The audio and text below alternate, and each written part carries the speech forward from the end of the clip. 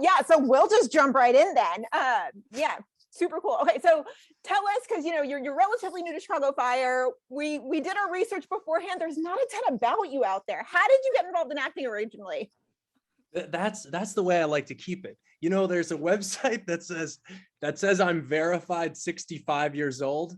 I saw that. That's the level of obscurity we like to keep it at. Someone was like, you really need to tell them you're not 65. I'm like, honestly, I don't care. I'm not going to correct them. They verified it. It's verified. I'm 65. No, yeah, there's not a ton about me out there. And I like to keep it that way. No, let me see. I started, my mom was in acting. My mom did musical theater for a really long time, did stand-up comedy, and she was tap dancing, doing 42nd Street when she was pregnant with me. So it was truly, I was birthed right into to theater and being a showman.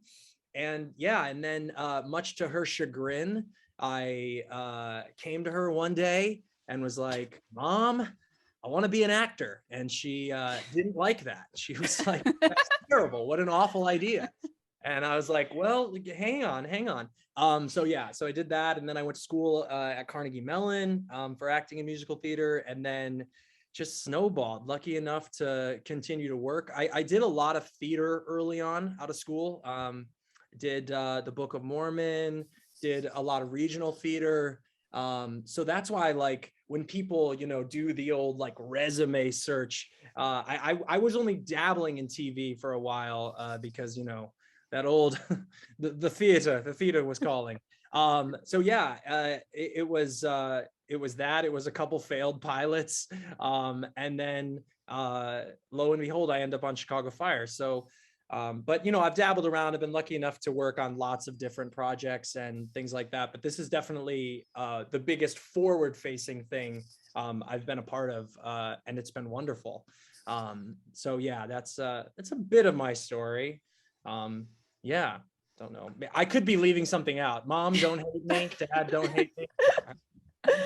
I know you said obviously your mom was an actor and you kind of grew up around it, but like, did you ever consider doing anything else, or was it always like acting or bust for you?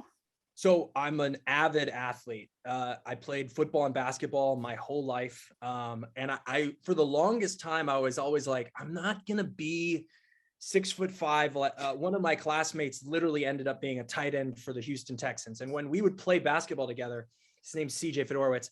I was like, CJ is a professional athlete. And he ended up being a professional athlete. He's 6'5", 265. And I would look at myself in the mirror and I'd say, I'm not him. I'm not going to be an athlete. But I felt that I was good enough and understood the game enough that I could coach. So for the longest time, I was like, I want to be a history teacher who coaches football. I loved like the X's and O's, or coaches basketball. I was cool with either. So that was like the plan. And then the dumbest thing happened, which is so indicative of me as a person. So I'm on a tour, and my mom, after she was in musical theater for a while, became a music teacher. And so, I played trombone and piano and guitar growing up, and I sang. So she was like, you should teach music. She doesn't sound like that, but she was like, go into music. Will you at least look into music education? So I was like, well, maybe I could be the first ever like choir teacher who coaches the football team, I guess. I went to the University of Michigan to like tour their music education program. You all are really going to think less of me after this story, so forgive me in advance for being a really cocky 16-year-old. So I go to tour University of Michigan. The University of Michigan is one of the best musical theater schools in the country. It's the School of Music, Theater, and Dance. And the girl giving the tour is really pompous. Okay, I'm pompous, so I know pompous when I see it. She was really pompous, and she was like, we're the best musical theater program.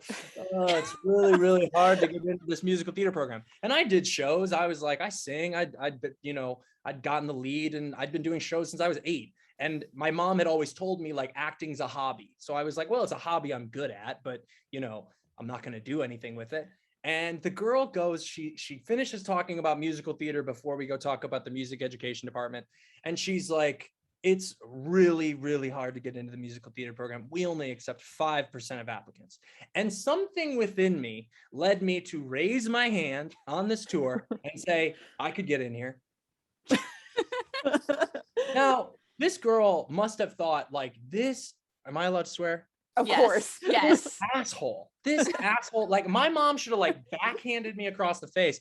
And I was like, I could get in here. And she was like, okay, squirt. Okay, buddy. And then we like kept touring. And on the drive home, I was actually on the tour with my stepmom, actually. I like told my stepmom, I was like, I'm going to audition for that school just to prove that I could get in. And she was like, that seems drastic. And I was like, I'm a drastic guy. And so I auditioned for the 5 best musical theater and acting schools that I could find and got into them. And then I was like, I got into 3 of them and I was like, well, I guess I'm not terrible at this, Mom. I'm not awful. I by no means should I have gotten in. I was just like, I was so competitive. And I heard like Carnegie Mellon only accepts like 2% of kids. I was like, I am so competitive.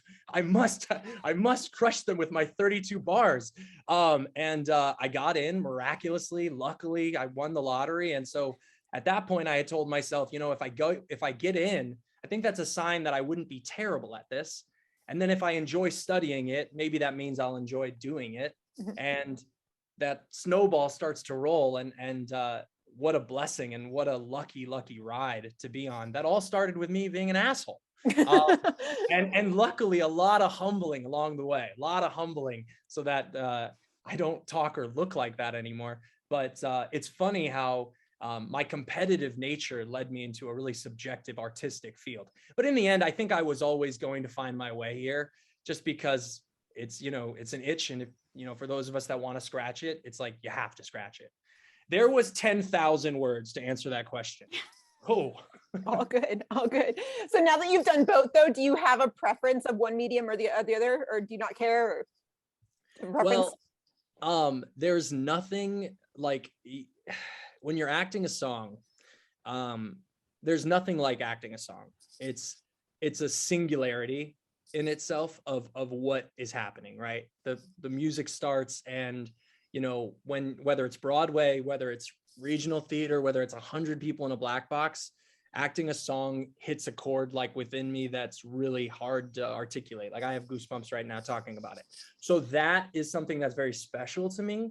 But I'm a film aficionado. I love TV. I love movies. So when I always was younger and even thought about acting, it was always to do movies and TV. So that's a cop-out answer, but I love doing both because they both stretch very different muscles. And the idea of cutting one of them out of my life sounds terrifying because it's, gives me so much joy. So both, to cop out. I know you were just talking obviously about theater, and I know we're big musical theater lovers too. So I'm curious, do you have a favorite play or musical? Oh, and why? So not fair. That's so not fair. All My Sons is my favorite play. Because there was a production of it that changed my life. I think we're all touched by different educators in our life who change our life. I've been lucky that my mom was one of them, but also my high school theater directors, Roger Zawacki and Paul Hanrahan, and they directed a production of All My Sons that just struck me down at 15. And I was so I think it was the first time I understood the word melancholy and understood seeing that on stage. And I was like, I want to play Chris in All My Sons. And then luckily enough, that became my college monologue. So I ended up using that to get into the schools I got into. So it's a play that holds a special place in my heart. If you haven't seen All My Sons, see it or read it. And musicals, that's really hard. But I will say I've been in 3 productions of West Side Story. I know. It's the best because it is perfect. It's on the list of 5 perfect musicals, and having played Tony and having played Riff, that musical can touch people of all languages, of all walks of life. It's spectacular. And getting to hear the opening chords of any number in that show, just you feel honored and like you're a part of something special. Yeah. Nice. I such heard a on your good one. podcast, you talked about the reboot. Was it good? I haven't seen it yet. You haven't seen Oh. it yet? No, you've seen it? I didn't even know you Yeah. Okay, you and all of America didn't see it. It's okay.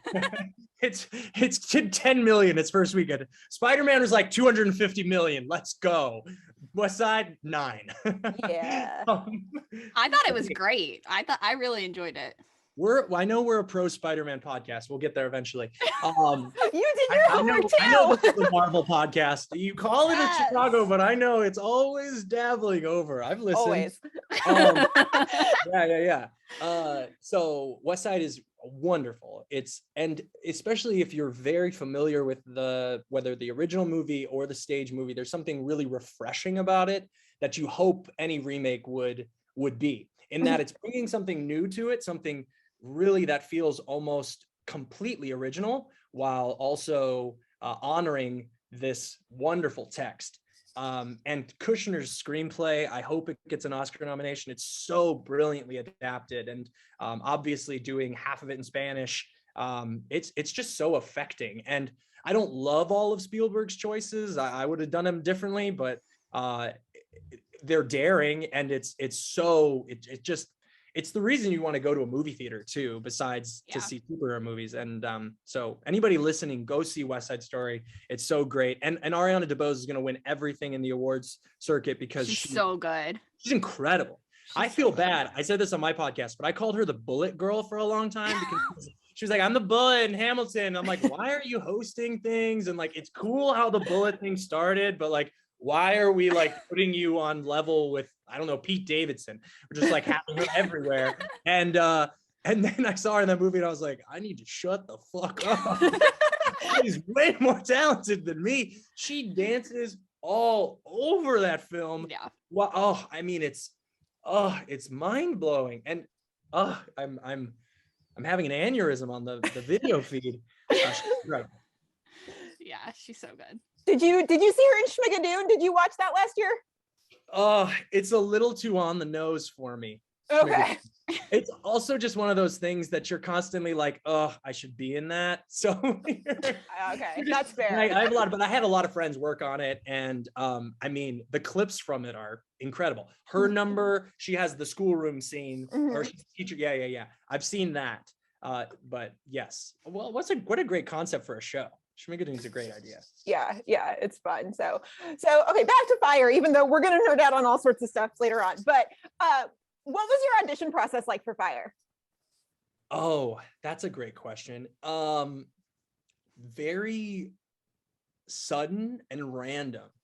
I actually had just started working with a new agency in Chicago. And I right when the pandemic happened, I was doing Grease at the Marriott Lincolnshire, and we cut a couple of shows early. And being from Chicago originally, and coming back here, I came back here to work on a pilot a while back, and then I did Grease. But other than that, I'd never really worked a ton in Chicago. So I went to my manager and I was like, hey, I think we should reach out to some agents in Chicago and see if they'd be interested in working with me. And I got connected with Grossman Jack, and they're amazing. And my first audition with Grossman Jack was for Chicago Fire, of course. And they had never seen me before somehow, even though I've been in New York, and I've been in for The Office out there, Jonathan Strauss's office, who does all of Dick Wolf's stuff in New York. And, but I'd never been in for any of the Chicago shows. And it was literally, I was working on an HBO show at the time, which hasn't come out yet. And I was exhausted, and I was filming another self-tape for something not that good and not important. But for some reason in my head, I was like, this is the important tape. And I put a ton of time into it. And I was about to do the self-tape for Chicago Fire. And something in my head told me, Jimmy, you're not ready to do this tape right now. Just wait till tomorrow morning. And the next morning, I was throwing a Christmas in July party at my house because we had to cancel our Christmas party because of COVID. So we moved it to July. And so I was like, it's okay. I'll do this Chicago Fire tape, even though it's for a guy. At the time, the role was much older than I am. I was like, I'll do the tape and they'll meet me and whatever. And I do the tape that morning. I feel really good about it. And I'm hosting my Christmas in July party that night. I sent it off. I'm dressed as like, I'm in like a full red and white onesie. I'm just like done to the nines. I'm like throwing out deviled eggs and I don't even know what. I'm just like pitching cans to people, I'm living my life. And I'm sitting next to one of my best friends and my agent calls and he's like, they love you. You're their choice. Like, this is like 12 hours later. And I was like, for what? And they're like, Chicago Fire this morning. I was like, they watched it already? And he was like, yeah, what do you like? Can you get here like in 2 days? I was like, yeah, I think so. I just got to get out of this onesie. and I like hang up. I turned to my buddy Brian and I was like, I think I just booked Chicago Fire. as I'm like opening my Secret Santa gift in July. It was so random. 2 days later, I'm flying out to Chicago getting COVID tested. And it was a whirlwind to say the least. And also just, you know, how life happens, where things happen when you least expect. And I had just finished on the HBO show like a week earlier. So it was very kismet and very lucky that I was fully available and could come on down to Chicago. That's so funny. I know you had mentioned obviously that you had done some, like, you've been in for other Dick Wolf shows before and things like that, but like how familiar with the One Chicago shows were you before you joined, or were you not familiar at all? So my buddy Brian was on Chicago PD. So he was just like a guest star. So he had come in and he was like, you know, they usually cast their guest stars out in New York. They're big guest stars. So, you know, make sure you get on their radar. And so I had kind of, you know, watched a little bit for that. And I knew the tone of it. You go in for so many different shows, and part of your job is to just know, okay, what's the tone of this show besides just what am I telling on the page? And I knew the tone, and what I specifically knew was how rabid the fan base was, and how specifically Chicago Fire had struck a chord with America in general because of how wholesome it is, because of how much it was about family. I understood the tone of that and why there was this massive appetite, because really, I don't think there's anything specifically like One Chicago on TV. I think there's, you know, all three. I think there's shades of it and different shows that tap into certain aspects of it, whether it's 911, whether it's the Station 19 Grey's Anatomy stuff, different aspects of it. But, you know, specifically when Chicago Fire came on the scene and, you know, what it has evolved into with kind of just the feeling of the show, I understood. I hadn't watched a ton of it, so I had to binge a lot of it.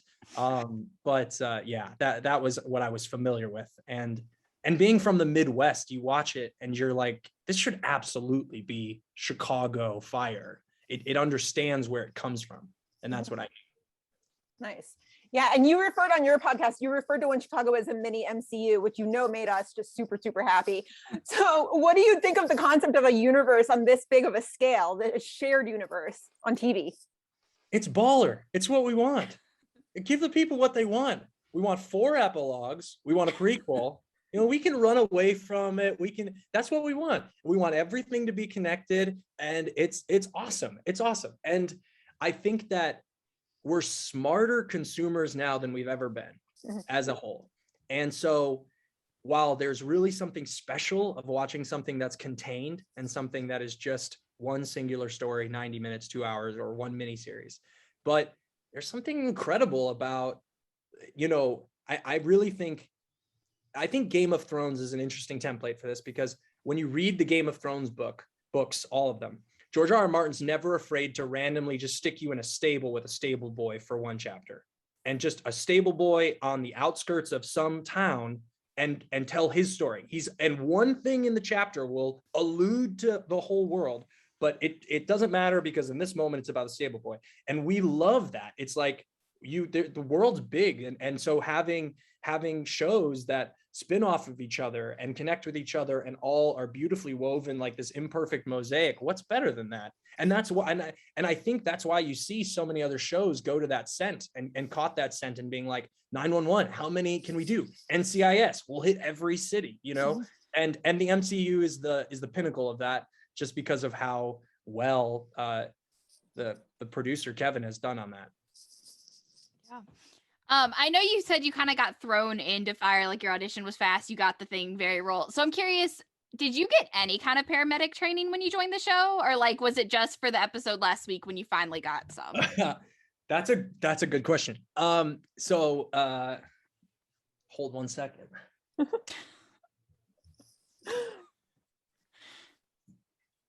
Had to grab my keys for the show and tell.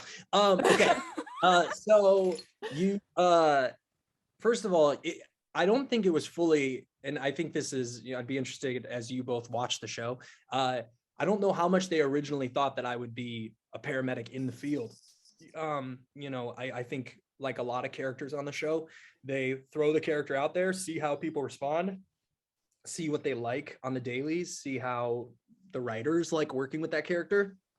Eventually, I understood that I would probably be needed as a paramedic, but my training was pretty minuscule, except for the fact that I've been CPR certified since I was like 11 years old. I've had to be CPR certified for so many different things that I have done because I worked with kids when I was younger. So when I was 13, 14, I was working with 5 and 6 year olds. And in order to be an aide in rooms like that, you have to be CPR and AED certified, plus different things like that. Then when I became a personal trainer, on top of that, I was getting NASM certified plus mini certifications. And now I'm such a CPR first aid certification fan. I highly recommend getting one of these. Everybody who gets CPR certified, it's a black square rectangle for those of you listening, or square. Square rectangle, that's not a thing. It's a square, it's a square geometry. But essentially the last time that I got CPR certified, the guy did such a good job. It's like my 12th one, but he showed that he had these little square, this is a compactable face shield that rolls out for if you're giving CPR. And he recommends that everybody at the end of the course buys one. And he pulls out his, and he has like five on his keys, and 4 of them are used and 1 of them's unused. And basically the reason that you get it on your keychains, beside the fact if someone went down, you'd be able to give them the full CPR, but also it reminds you that you're responsible. Nobody else is going to take responsibility if someone needs the Heimlich, if someone needs first aid or an AED. That's the number one thing we know. Everybody removes themselves. And because this is the reminder that you are the person trained to step in. So I love that analogy. So I've always been, ever since that, and in general, been like, I will be the person to step in. So when they were like paramedic field chief, I was like, this is my time. This is my calling. Here is my square rectangle. So there's the long story version. Nice. So funny. Nice. So we haven't really learned a ton about Hawkins yet, but there are some, like, would you say that there's any qualities or characteristics that you have in common with him? Yes and no. I really connect with the fact that Hawkins demands excellence. He's a person who expects it. And I really relate to that. And I think that that's such an honest pursuit, and saying not perfection, but we're going to be excellent at our job. And I think he prides himself at being excellent, and he asks that of his paramedics. I also am such a team player person. I refer to everyone as teammate, like that's how I am in a room. And I think he sees his paramedics that way. I think it's interesting that in the first scene with him, we definitely saw him have to be a stickler for the rules. That is not me. I think rules are meant to be broken, and definitely, or at least bent. But that level I don't connect with him on, but that's what's fun about stepping into him and he's so buttoned up. I'm not. I'm out of a trash can. Like that's which is what Hanako is constantly like, you are so different from Hawkins. And they're like, all right, action. And I'm just in, not at all how I'm operating normally. So he's very buttoned up, very under control and muted, I think. And part of that's leadership. I think good leaders understand that you have to put forward a different foot because you are in charge and the buck stops with you. But I do relate to him on wanting excellence, wanting to help people. That's such an honest pursuit, and how he supports his team. That's awesome. So we got a ton of questions for you from our listeners, So and many. we're gonna kind of like sprinkle them out. Instead, they heard about CPR and me yelling at University of Michigan tours, and they're like, "This guy sucks." No. He talks so much. Sorry. But one of our listeners, Heather, wanted to know, will we learn more about Hawkins in the next couple episodes? Like she said, we learned about his dad, but have you been told or have you thought about or like made up a backstory for him? These are the tricky questions. These are fun for us. Yeah. These are the ones where I'm like, hold on, I'm getting a call. What's that? I've been fired. I've been fired because I Tom Hollanded all over the script. I just gave all the secrets. No, I don't want to go too much into that. Who knows? I could be off the show maybe I'm already off the show. This could be the end of everything. Who knows? No, I think that I will say this. I think there is a lot more to explore if we want to explore or if we have explored there. I think that they've done such a good job of shading in certain colors while not at all filling in lines. So there's definitely a lot there. And I think this show and the writers and Derek and everybody really understand how to dive into certain elements at the time and the place. So if they want to dive into that, I think there's a lot to explore there. And especially with a character that we've already seen a real wide range on the spectrum, so where you want to go with it, they could go anywhere, which is awesome. Nice. And the majority of Hawkins scenes are with Sylvie and Violet. So tell us, what's it like working with Kara and Hanako? Aren't they the best? Aren't they the absolute best? Yeah. I can't, I'm glowing. From day one, I could cry.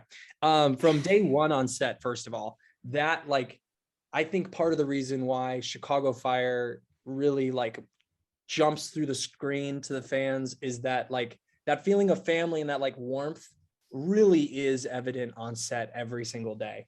From the moment I showed up, I've showed up on lots of shows before. I've showed up on lots of projects. That's just not a guaranteed thing, like any workplace. And from moment one, whether it was Eamon taking me under his wing and being like, anything you need, I got you. So Chief Bowden of him. You're like, yeah. What? You can't actually be that awesome. And that trickles all the way through. And especially with Kara and Hanako, they are so wonderful. And I find myself just loving our chats all the time. I mean, I could talk all day and they put up with me talking all day. So, but they're so wonderful. And whether we're huddling for warmth outside at an incident or, talking about dumb things, we have a good time. We have a really good time. And we're all nerds and we're all into really weird things. And so it's great because we never run out of things to talk about ever. But they're really wonderful. And the paramedic team of the three of us, I love getting to go to work and work with them. So I feel very blessed and lucky. Yeah. Do you have a favorite scene that you've shot with either one of them? Oh, that's a good question.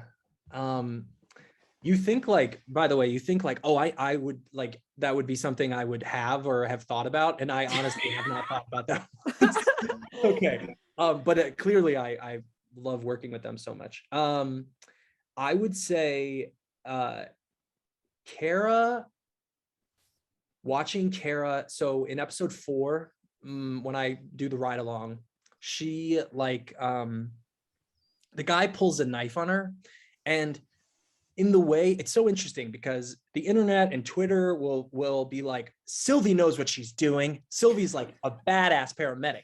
But the other thing is Kara is a badass.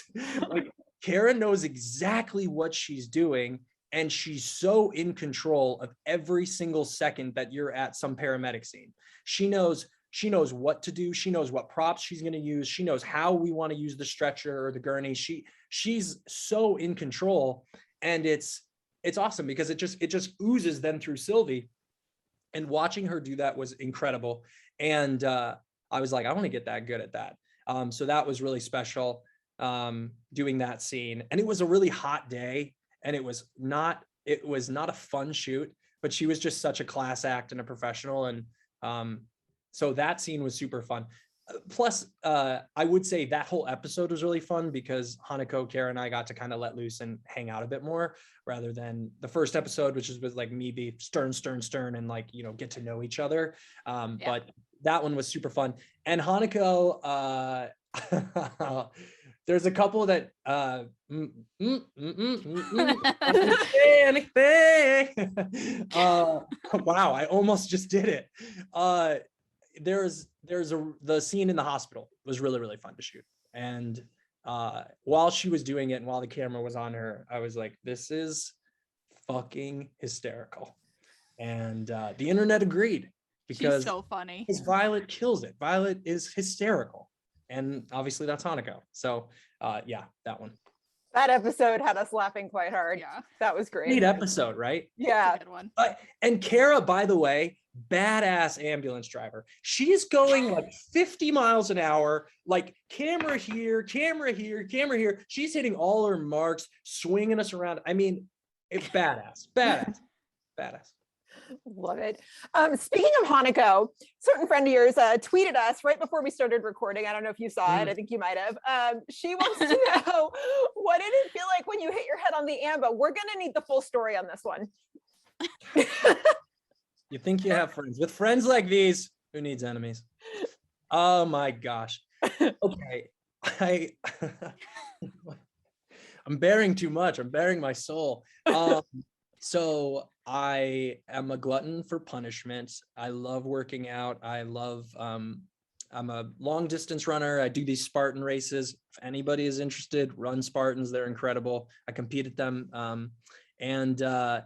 I was in a tough training regiment, and I train at this place called Tone House in New York. Again, if you're ever in New York, Tone House, it's the place to work out. It's the hardest workout in New York. And I did like 3 straight days like an idiot. And that workout is super intense. And I could not feel my legs on set. The day that we were shooting the scene where I come out, it was episode 10. And I'm like, you're pretty fun to work with. That whole scene. I couldn't feel my legs. And I was playing cool, and Hanako was just making fun of me. She's like, you're gonna trip, you're gonna fall, you're not gonna get this, it's gonna be terrible. And I'm like, shut up, I'm trying to play cool, shut up. And we're in the back of the ambulance, and I'm so nervous about my legs being able to just one foot in front of the other, like down the ambo just to the side without like anybody knowing that I can't feel my legs. And I just smack my head on. Now it's like cushioned. It's cushioned. So I like hit it, and then I like keep going with the scenes, like trying to think about my legs going. And I'm like trying to be a professional and keep going. And Hanako is laughing so hard at me, just in front of the whole crew, just putting me on blast. I'm like, you know what? Ugh, it was awful. It was embarrassing. And then there was another take where I literally tripped. I was like, walk, like fall. That was a struggle, but I made it. And yes, I hit my head on the ambo, and she's super cool for keeping that between us. Like, so close that, you know, secrets. Oh no, let's tell everyone. And right before the pod, she just had to do that. Yeah. Wow. Get her back. I'm gonna get her back. Hanako's a friend of the pod too. So yeah. That we were happy to see that. We were like, oh, this is good. Hanako's a friend of everyone. See, Hanako says that I could make friends with a rock, which is very kind, but Hanako could also make friends with a rock. So she's the pot calling the kettle black. You know what I'm saying? Also, this is Diet Coke in this mug, by the way. I just didn't want to put my bottle out. So I'm feeling like I'm on some show where I'm pretending to drink water or coffee, but it's just Diet Coke. I was going to say, if that's coffee at this hour, you are a brave man. Oh, I will. I will caffeine all day. I have a coffee problem too. Bryna doesn't drink coffee. I still can't believe that you don't drink coffee, Bryna. No Bryna, you way. don't drink coffee? No. Isn't that the saddest thing ever? Well, first of all, I've talked enough. Why don't you drink coffee? I mean, I didn't grow up in a household that drinks coffee. Like, we don't even own a coffee maker. Like, we don't. Yeah. And I also just think it's gross. What more of a tea family? Oh yeah.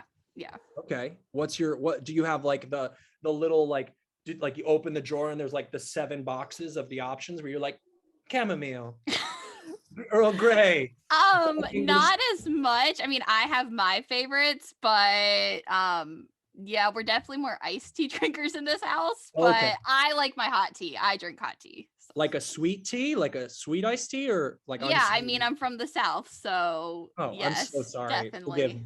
Wow, I'm forgive me. Like, please don't judge me for that question. I would just It's don't. fine. It's That fine. means it's tea or water. There is no, it's just if it's tea, it's sweet tea. Yeah, of course. Yeah, exactly. Okay, so going back to Violet, because obviously we can't have you on this podcast and not talk about this little flirtation thing going on between Hawkins and Violet, and There's so no many. flirtation. What are you talking I about? mean, None. No chemistry, nothing. I see yeah, nothing. I see nothing whatsoever. So many of our listeners wanted to know, like, what you personally think about like this potential relationship. Like, do you want to see them get together eventually? See, this is a good question. This is called leading a witness, Your Honor. That's what this, because if I say yes, no, I'm kidding. Okay. I would say this. I absolutely love working with Hanako, and the Violet Hawkins dynamic is wonderful, similar to filling in the lines of the character of Hawkins. There's just so much there's a lot of legs to Violet and Hawkins, and where the writers want to go with that.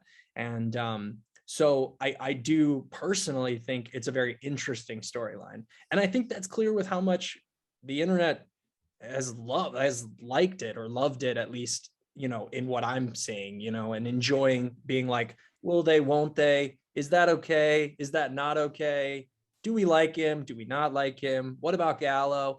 I think that's good TV. So for that, and then selfishly, I love working with Hanako, and we give each other a hard time constantly and make each other laugh a lot. So I'm like, please, if this is who I'm working with, easiest days ever. And she tolerates me and pretends to laugh at my jokes. So come on. Do you know if the plan was originally for them to be kind of interest towards each other, or did it just kind of evolve into that? Do you know? Gina, now we get into the fun stuff. And when I came on, the internet also, it kind of sniffed out. They were like, is this guy gonna break up Brettsy? Is this guy gonna be a part of what's his role in it? First of all, is he just gonna be the villain, the white shirt villain for the season, or in some capacity?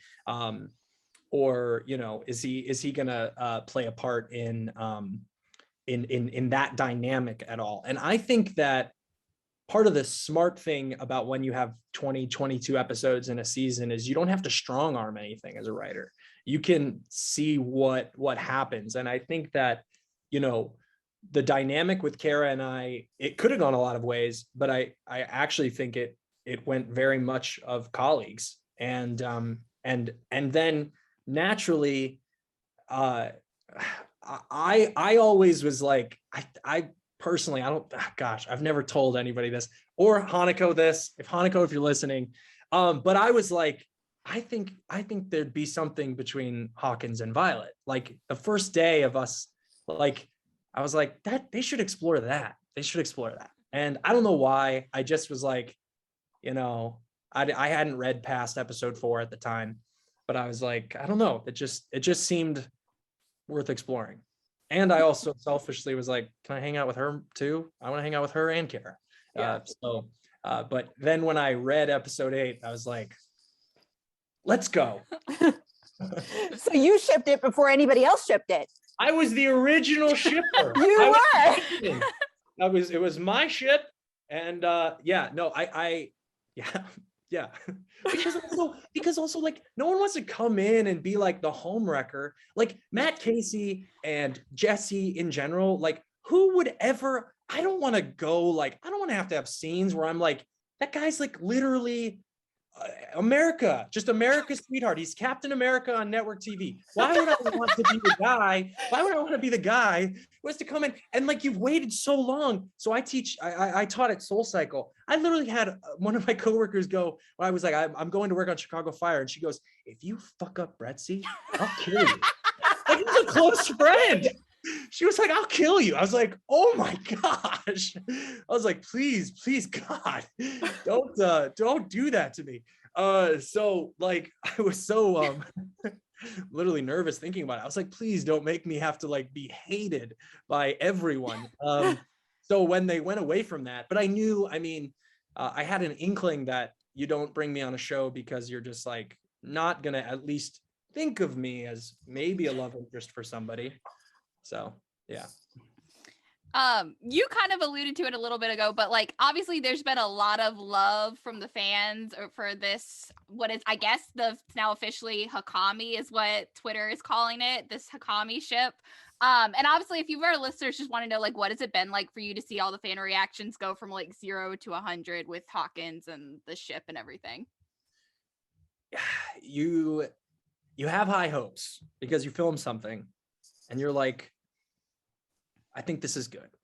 I think this is interesting. And I think people will like it. But then what's really satisfying, and we can talk about the inverse of that too, when you film something that you hope connects with an audience and it doesn't, which as an actor is devastating. You know, luckily in TV film, like we get to let it go and just put it into the ether. And stage, you're like, okay, and I'm out here for 2 more hours with this audience. But you film a couple episodes ahead and you're like, I think they're going to love this. And I think they're going to eat this up. And I get to watch Hanako work, and I get to be like, I think this is really good. I hope what I'm doing is matching it. And I think it's interesting. And so then when something airs and the internet enjoys it, it's very satisfying and very, it's just a testament to the writers and to the crew and to the directors who see the vision for it, and the editors and everybody who puts it together, and then, you know, and we want you all to enjoy it. So that's been really awesome. Cool. And so last night's episode, we saw Hawkins tell Violet that they should probably stay away from each other for a little while. One of our listeners asked, how successful do you think Hawkins will be at this? No comment. I mean, I think it's clear he like anybody who would be in a position like that, who cares about their job and cares about their work and wants, you know, I mean, even in one episode, he gives her an award for something that she deserves, and she's worried that she doesn't deserve it because of feelings. And that sucks because she does deserve it. So even within that, you know what the right thing to do is, which is put up a boundary. And so, but the dichotomy of the fact that you're all watching it, it's clear that it's not, that there's more that he wants to say and can't. And that's hard. So I don't know if he'll be successful at it. But you feel the pain of, this is something I have to do. And I was proud of the writers when they wrote that scene. I was proud that, because I was like, exactly what Hawkins would do. He would be like, all right, cool, we got to put up this boundary. And Violet too, she understands, like, yes, please, thank you, awesome. And then you sit in that and you're like, no, yes, no. So yeah, I know you don't really want to give too much away, but I have to ask, I'm curious, what can you tease about Hawkins going forward? I mean, we saw the promo photos for next week that dropped about the gala and Hawkins and Violet and that whole thing. So like, what can you tease? Yeah, here I was like, wow, it's going to be such a surprise. Promo pics, bam, just like the internet's like zooming in on my knuckles. Oh, you saw that. I'm like, damn. I'm like, oh my gosh, at least I'm still 64. Yeah, you know, the gala, my tux is dope. You both look pretty great in the promo photo. Yeah. Yeah, I was like, I mean, I was very much like, a gala and I get to wear a tux. I get to pretend to be James Bond. Sign me up. So yeah, I mean, there's a gala. We're there. That's all I'll tease about it. Yeah, clearly, because that's what the promo said. I did specifically, I was like, I will not spoil anything about the gala. And then this morning I was like, never mind, it's out. So one of our listeners, Angie, she asked, what do you love most about Chicago? Okay. What do I love most about Chicago? It's a great question. So two things. Number one, Chicago understands food better than anywhere. And there are better restaurants, better chefs in New York, LA, in residency in Vegas. There are Michelin star ratings and all of those things. And you can go have the best food and all these things. And I went to school in Pittsburgh. Pittsburgh, very underrated food town, amazing food in Pittsburgh. But Chicago trumps all of them because we understand portion size. We understand putting cheese on everything, and we understand how big a cup of ranch that comes with something should be. Thus, it's better than everything. It's better than everything. And I don't know what to tell people when they say, hey, I'm going to Chicago for a week. I don't know like what to tell them to do besides the fact that I love our sports venues. So I'm like, go see sporting events. But I'm also like, just eat every day. Eat lots. Eat so much. Go to every place. Eat everything. And it'll be a lot of cheese and a lot of things fried. And you will never be sad. You will never be sad. It's the best food town. And that's in the burbs, that's downtown. It's just, we understand food and we understand feeding people because we used to feed farmers. Now, none of us are farmers anymore, but we still eat like farmers. Yeah, that's a real thing. So that's one thing about Chicago. The other thing I love about Chicago is that there is, I think there's the negative side of this coin as well, but I'll focus on the positive, which is that I do think that there is a kindness and just a warmth to people from the Midwest. And I think Chicago is kind of the shining star, the Mecca of the Midwest in that way. That it's a really kind place with a lot of kind people who want to help each other out and want to do their best and, want to work hard and love their family and love life. And Chicago exemplifies that. And I think that other cities, like I'm in New York, I live in New York now. So clearly I love New York and, I love lots of other cities for different things, but as far as big cities go, and the people there, Chicago is just such a place of warmth and kind souls. I'm curious though, as someone who's on the show, like on a recurring basis, but obviously, like you just said, you're based in New York, like how much time do you actually spend in Chicago? Like, are you flying back and forth all the time, or have you been in Chicago for the most part since you started filming? Yeah, so my schedule is wild. I also am a yes man who has problems saying no to things. So my schedule is insane. Yeah, I fly back to New York every week. For a couple days a week. I teach out in New York. I also have clients in New York for personal training that I still teach, even though I don't have time. So I teach out there. I also teach here. I teach at Barry's. Come through Barry's, fam. Barry's and Soul Cycle. I was teaching at Soul Cycle as well. So I do that, and then I'm back and forth. I also have like other projects going on in New York that I'll go back for. So I'm back and forth every week for the most part. It's a wild travel schedule.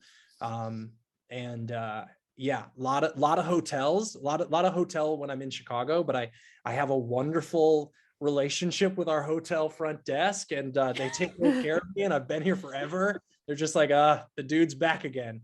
Yeah, so I'm back and forth every week. Nice. That's crazy. Nice. So our listener, Kristen, I love that she asked this question. She said, aside from acting, we know you're a fitness instructor. And she said, I know how important staying healthy has been over the last couple of years and the setbacks that the pandemic has caused in your fitness journey. How are you dealing with the mental and physical health aspect now while you're balancing the stress of a professional and personal life? And she said, I know a lot of us are still struggling to find the balance. Great questions, world. Yeah, that's so huge. I think, the first thing when it comes to mental, Mentacle and square rectangles. You can only get it here, folks. You sure it's just Diet Coke in that cup? Yeah. Yeah. No, there's no Jameson here. I'm sober.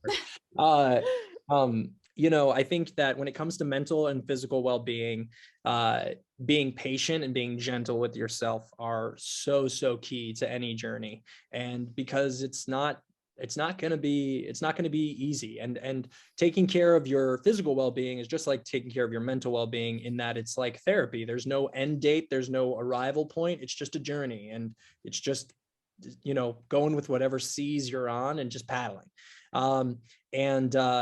As far as physical well-being, though, I'm a firm believer that physical well-being helps mental well-being. And when I move and when I'm active, I think better. I'm a better version of myself. I get more adrenaline, more dopamine. I think clear. When I need to think, I go on a run. When I am struggling with something and I want to problem solve, I go take a class or I weightlift, because we were born to be animals who move, and just so happens that our brains evolved to the point where now we can communicate so well that sometimes we forget about that. And so for anybody struggling mentally in the pandemic, I would tell them, be active. Don't be active because you're trying to lose weight. Don't be active because you're, whatever. I mean, if you want to run a marathon or you want to do something, that's amazing. But be active because it's going to help your mental well-being. And don't worry about what any idea of physical activity based on Instagram or, TikTok or anything like that looks like. Just move, and move in a way that brings you joy. And if in that movement, you want to do something that changes your body because you want to get stronger, you want to get faster, great, but first and foremost, do it because it's going to help your mental well-being. And if you're struggling with your physical journey, because of where you're at mentally, don't stress about that. Like, take care of your head first. We all this pandemic won't end. And right now it won't go away as much as we want it to. And so being gentle with yourself and kind, and waking up every day and saying, what do I need to do for maintenance? Maybe it's physical, maybe it's mental, but like, what do I need to take care of for me today is so vital to getting to the next day. That's what I know we've referenced it a couple times in our conversation, but you also have your own podcast called Everything But the Kitchen Sink. I know you talk about sports, movies, pretty much whatever, everything else. I'm curious, what made you want to start your own podcast? So you both know, because you've been around longer than I. How many episodes have you done now? We've been around for 4 years. 4.5 years. Yeah. Yeah. So 2017 started. Yep. So now there's such an oversaturated. Everybody during the pandemic was like, let's start a podcast. I was like, bitch, we've been around. We're not playing. We're here for keeps. No, it started off because when I got off the Book of Mormon on Broadway, I highly recommend Book of Mormon, by the way, if you haven't seen it yet. Good. Go see a musical. Love it. Yes. I really was at a loss for direction in my life. And one thing, I started loving podcasts in 2014, and I would listen to a podcast, and I thought that I have something to add to this medium. I was just like, I feel like I could host a podcast. And then for years I was marinating on what would that look like? What would I want to talk about? And I've always been a person who's been more of a jack of all trades, a person who walks into the cafeteria and could sit at every lunch table and talk about anything and sit, I was on the football team, but I was in madrigals and I was in choir and I marched in the marching band at halftime. Like, I could go. And so I was like, really a podcast that I would have would be just talking about anything I wanted to talk about. And so I just thought, okay, I'm going to start a podcast. And then you have to make a decision when you start a podcast of, am I doing this for me or am I doing this for them? And I made the decision that no matter what, I was going to do the podcast for me because it brought me joy, similar to that, like physical, mental well-being, and making it and putting it out brought me joy. And so I was like, great, I'm going to keep doing this. And in reality, I mean, I think I have amazing friends. I'm blessed with friends who are far cooler and far better than me and amazing people. And just putting a microphone between us and letting us talk about whatever we want to talk about is the best experience. And it was such a great decision. I'm 100 episodes in or something. It's hard because I'll be gone or, different jobs and whatnot, but I kind of see it also as an audio scrapbook of my life as well, which I'm so glad that like I'll be able to someday. They might not want to listen, but be able to point my kids and be like, your uncle blah blah blah who passed. We have him on a podcast talking about this 20 years ago. If you want to listen to it, we talked about The Shawshank Redemption. I know you like that movie. Why don't you go listen to it? That's wonderful to me. So that's why I got in the game, and it's been such a fulfilling process. It's stressful because I produce it myself, and it's but it's been wonderful. That's awesome. That's awesome. Is there a topic you haven't covered yet on the podcast that you'd love to? Oh, so many things. I mean, it's everything but the kitchen sink. So if I said no to that answer, I got to change the title. Yeah, so many things. I mean, I really haven't talked about Chicago Fire at all on the podcast. So at some point we'll talk about that. But yeah, lots of things. I truly consider like learning about things one of life's greatest joys, and learning and then getting to talk to someone who's passionate about that thing. Like, what's better than that? So, sign me up. I mean, my buddy Thomas, who's, really, really smart engineer for a startup, like he came on the podcast and talked about crypto years ago. And listening to him talk about crypto was, I mean, my listeners were like, what the fuck? But it was amazing because he was just so in it and so ready to give whatever information he could. And I then got to edit it. So I got to listen to him, and listening to someone who's passionate and even has a base level of knowledge about something, try to convey that, especially someone who can communicate really well, like the best. So I'm curious, because you said you like learning things and everything. What are some podcasts that you're listening to right now? Are there any like really interesting ones that you want to pass along recommendations for? Yes. Oh my gosh, so many. Yeah, lots of them. I'll start with if you like movies and TV, like you need to listen to all the Ringers podcasts. They just have the best people. They have the best. So good. They just understand it, whether it's binge mode, if you like any of the stuff, and going back and listening to Jason Concepcion and Mallory, they'll so talk good. about anything. They do a great job. If you're into college basketball, I know this is really niche, but if you're into college basketball, my favorite lesser known podcast is Titus and Tate for Fox Sports. They're incredible. Yep. And they're basketball. Yep. Yeah. Yeah. And I like to shout them out because I feel like nobody knows about them for them. Like they're very niche. And even if you don't like college basketball, I think they're incredibly funny and two guys who I hope have more opportunities. I love listening to them. I worship at the feet of Bill Simmons. So I listen to his stuff, Mark Maron, like they're wonderful. Yeah, there's so many. Also, I mean, the other thing is if you like any true crime stuff on like Netflix, like there's so many good podcasts, so many good, which I always have. I'll avoid any tangents of that. I'll just leave it there. Yeah, no, I definitely co-sign the Ringer. That's good yeah, stuff. Of course. Good stuff. Yeah. And kind of obviously aside from the One Chicago shows, I think you kind of get, we're big television fans too in general, and obviously we love to talk about it whenever. So I'm curious, like, what are you watching right now in your little bit of spare time that you have? Well, I like when I was in high school, I told myself that I needed to watch more TV and movies so that I could feel like I hated being on the outside, not having seen something. So every night before bed, I would watch an hour of something. I started this like habit, which was very bad because I would literally only do homework at school in order to have that hour at the end of my night. So then I got used to just falling asleep to something every night, which if you want to watch more, it's a great way to watch more TV. So that's when I primarily watch. I'm not watching this right now, but since the new season's coming out, I have to talk about Peaky Blinders. If you haven't seen Peaky Blinders, it's the best show on television. I just don't think there's anything better than it. So watch it, and not enough people watch it. So It's incredible. Watch Peaky Blinders. I just finished Veep finally, which is just like the best comedy. I mean, it's ridiculously good. What else am I watching right now? I and all of America watched Squid Game, but I came like 3 months late and came super jaded. And then 10 minutes in, I'm like, damn it, this is incredible.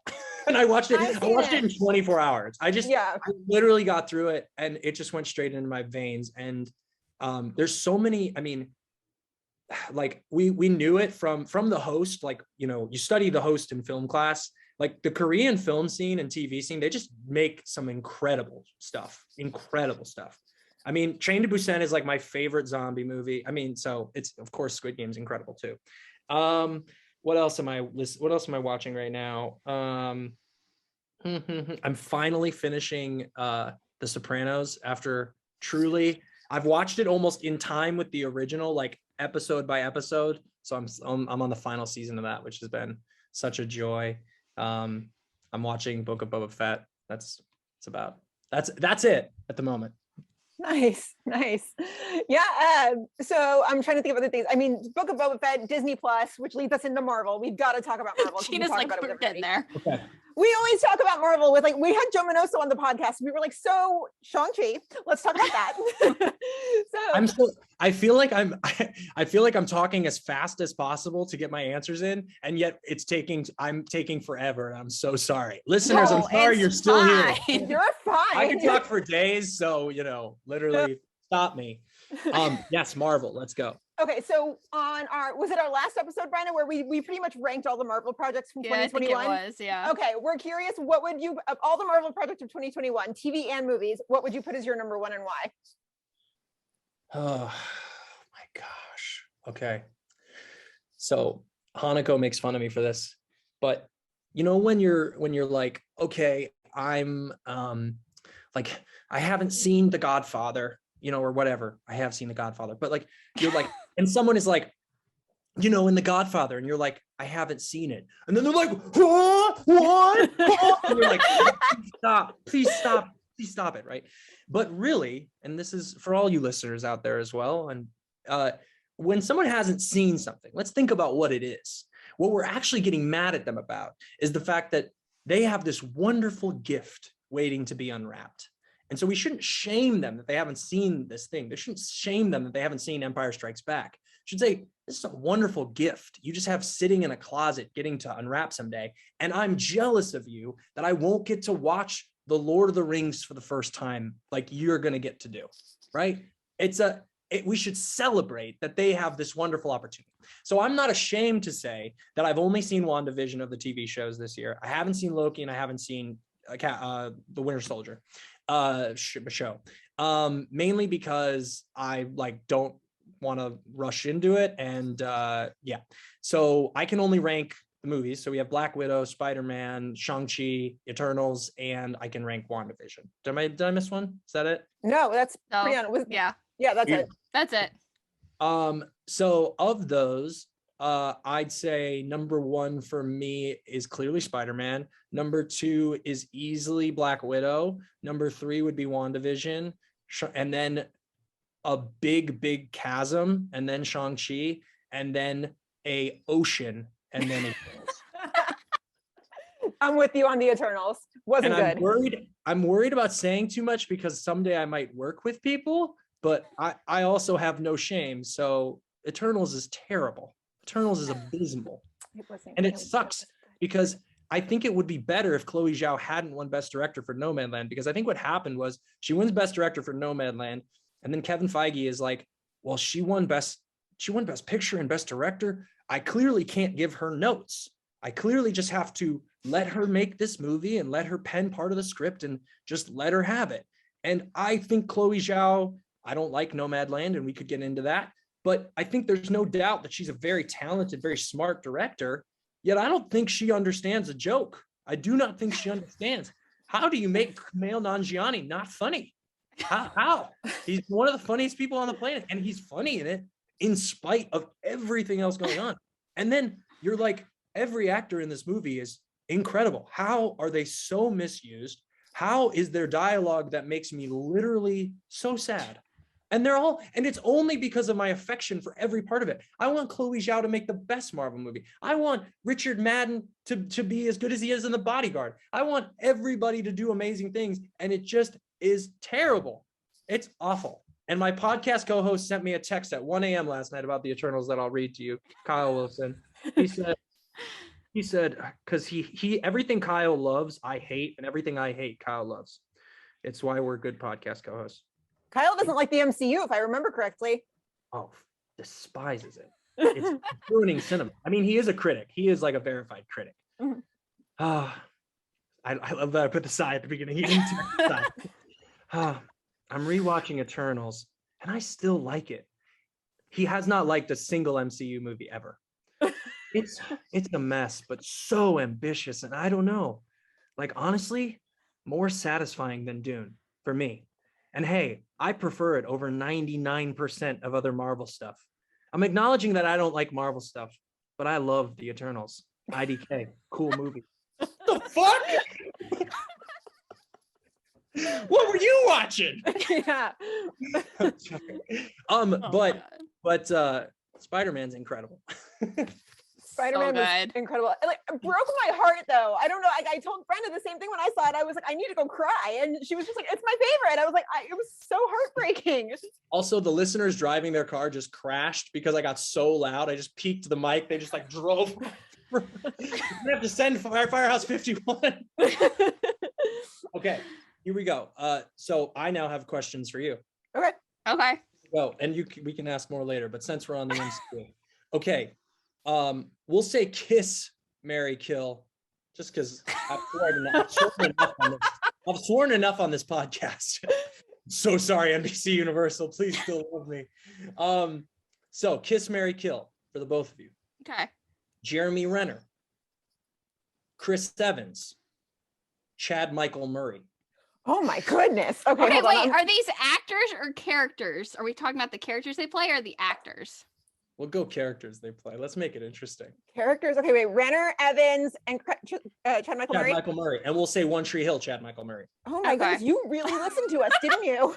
Yeah, I call One Tree Hill Two Bush Valley. So just because I don't know why. I know that sounds sexual in some way. It's not. I just in high school thought that was funny. It's not that funny. Keep going. Okay, I'm thinking. Oh. Yeah, I wrote it down. I think this is easy. Gina got the pen out, folks. Okay, I actually think this is I think this is easy. Let's go, Brian. Okay, we're gonna go kiss Evans, marry Renner, kill Chad Michael Murray. No, okay. I don't agree. I don't agree. Hold on. My friend Casey is friends with Chad, so I'm gonna send Casey a text and tell him you said that. Okay. Yeah. Go for it. Okay, this pains me a little bit. Okay, so I'm gonna kiss Chad Michael Murray because Lucas Scott. He's gonna be part of my life forever. Like, gosh, he makes basketball so sexy. But this is the generation gap because, like, yes, I like One Tree Hill, but it doesn't mean as much to me as it does you. So I think that's the generation gap. And yet you're like, Jeremy Renner, let's go. Yeah.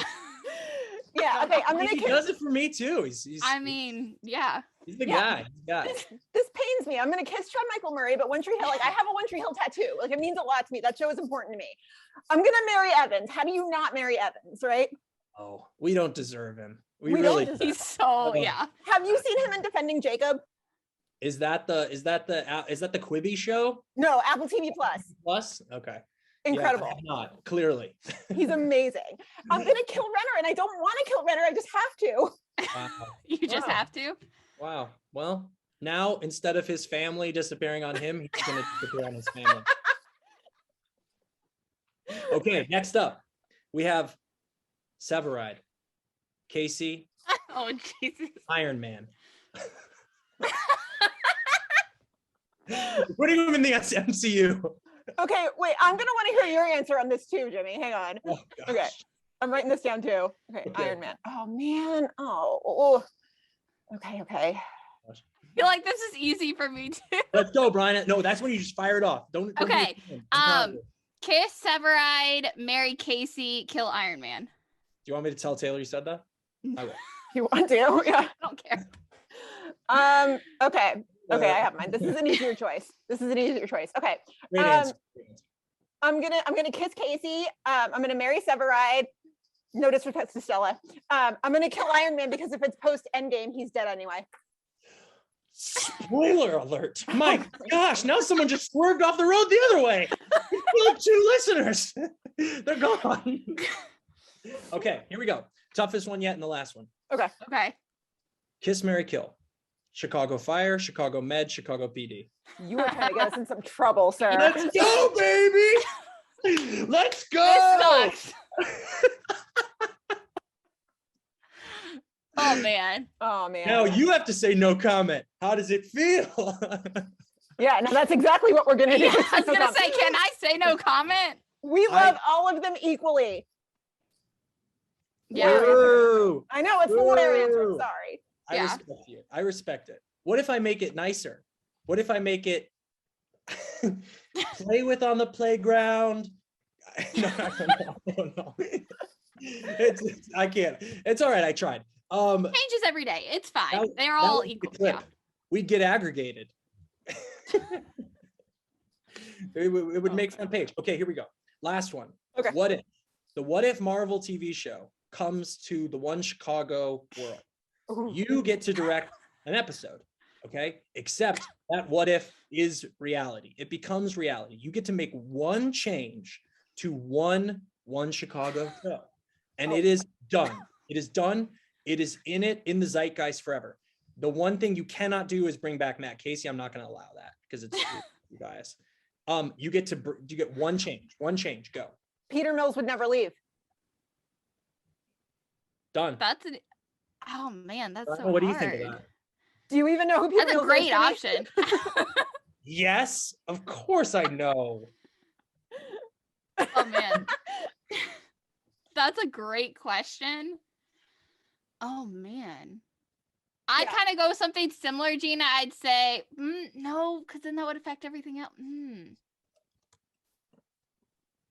I'm gonna go on Med, and I'm gonna go that I wish Connor Rhodes had never left. Interesting. Do you know who that is, Jimmy? Listen, I'm the mayor of Chicago. I know the one Chicago. No, just kidding. No comment. You no commented on mine. I'm gonna no comment on yours.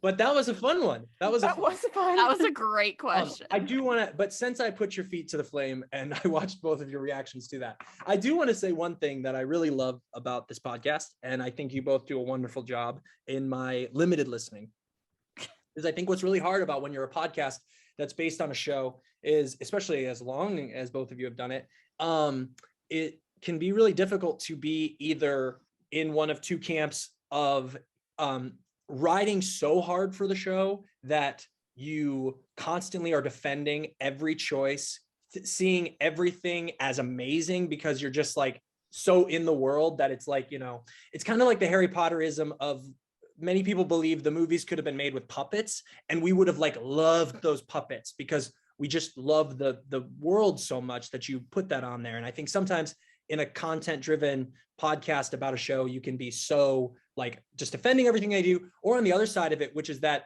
you love the show so much and you want the best for it. You can be like a lot of us were with Game of Thrones at the end, where we just wanted more. We expected more. It wasn't that we were mad, we were disappointed. And you can just be almost jaded and you love it so much that you're like critical of it to almost to a point where people are like, yeah, but can't we just enjoy this thing? And you both really ride a really nice line of calling out the shows when you don't like something that's happening and being like, I didn't enjoy that at all, and putting your foot out with that, while also always being hopeful and clearly deriving so much joy from the viewing experience, even if an episode wasn't for you, which I think is a really hard thing to do. Thank you. Thank you. We appreciate that. Yeah. I mean, that's about all we've got. Otherwise, this is the perfect note to end on. Yeah. This was so much fun. Yeah, Jimmy, Well, you'll have thank to you for come having me. back. You will definitely have to come back. Yeah, this was so much fun. Okay, I mean, I know our listeners know this, but tell everybody where we can find you. I'm 64. I'm just a guy living in Florida. You can find just watch Chicago Fire. Okay, watch it. Watch Chicago Fire. watch the Olympics. I'm not at the Olympics. I consider myself an NBC company man now. The Olympics are amazing, and I don't think enough people watch the Summer Olympics.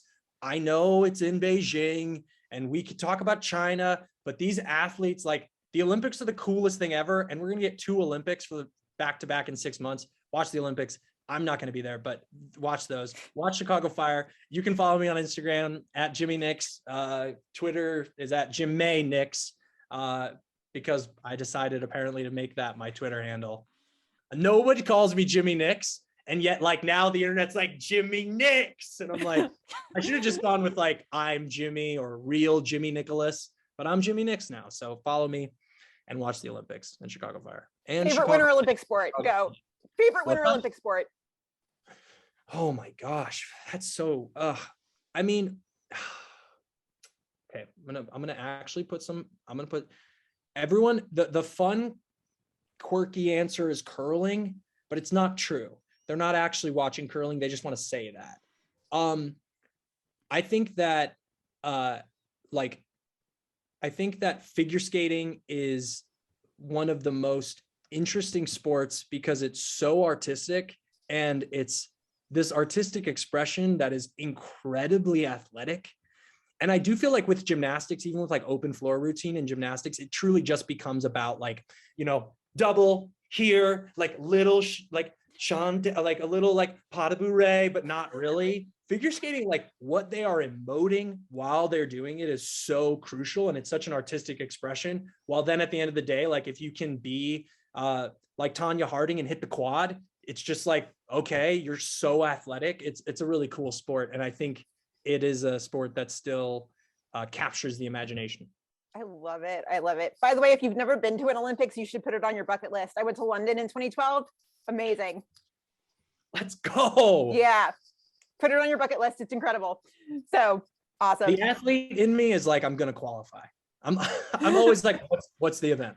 Okay, but what sport? Yeah, what sport would you qualify? Well, this is, I do run, so I compete internationally in Spartan races. So I do that. I went to Worlds 2 years ago. I went to North American Championships last year. Yes. So I do run that, which is like 50 obstacle courses, 50 obstacles on like a 15-mile mountain run.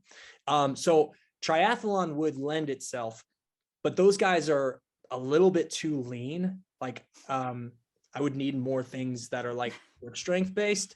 But I would probably say triathlon, or I'm a badass beach volleyball player. So I used to have a joke that I was going to Rio 2016, but the Olympic volleyball players would absolutely destroy me. They would kill me and make me look dumb. So, you know, they're better than me. I'm never going to qualify for the Olympics, but I can be a paramedic on Chicago Fire. Hey, yeah, that's funny.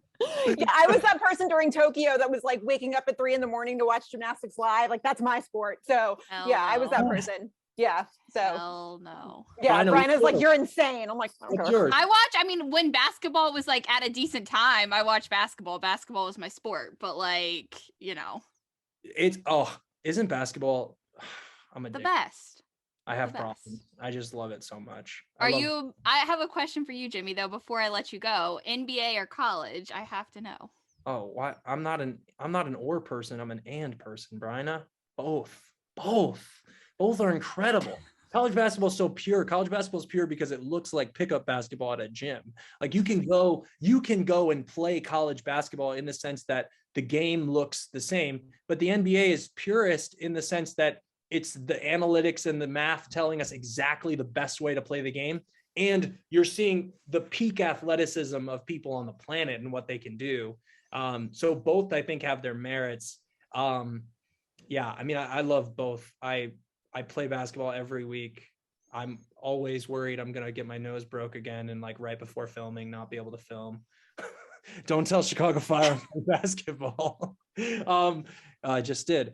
Yeah, I mean, I think both have their merits, and college basketball, like, I think the younger you're watching somebody play a sport, it's really interesting just because, I don't know, it's pure in that way as well. Nice. Have you met Derek yet? Derek Haas? I haven't. I haven't met Derek. It's a running joke for me on set.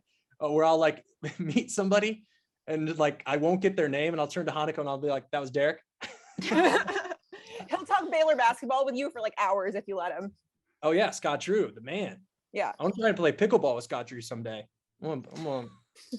I once did a play and a person put in a review, the lead really looks like he'd be a good pickleball player.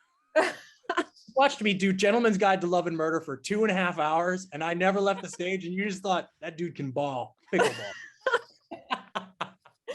That's so funny. Yeah, last time we had Derek on the pod, he's like, so let's talk Baylor basketball. I was like, no, my school is also in Texas and they got knocked out. I don't want to talk about that, but okay. Well, Derek, if you're listening, most underrated Baylor Bear right now is Flagler. Dude's got a pure shot, pure shot. Love it. Jimmy, Just this like- was so much. Yeah, no, Derek will probably know. We'll have him on in the spring and we'll be like, you heard that, right? Like, okay, good. Just checking. This was so much fun. Thank you so much for coming on. Thank you. Both are so wonderful. I'm sorry we went so long.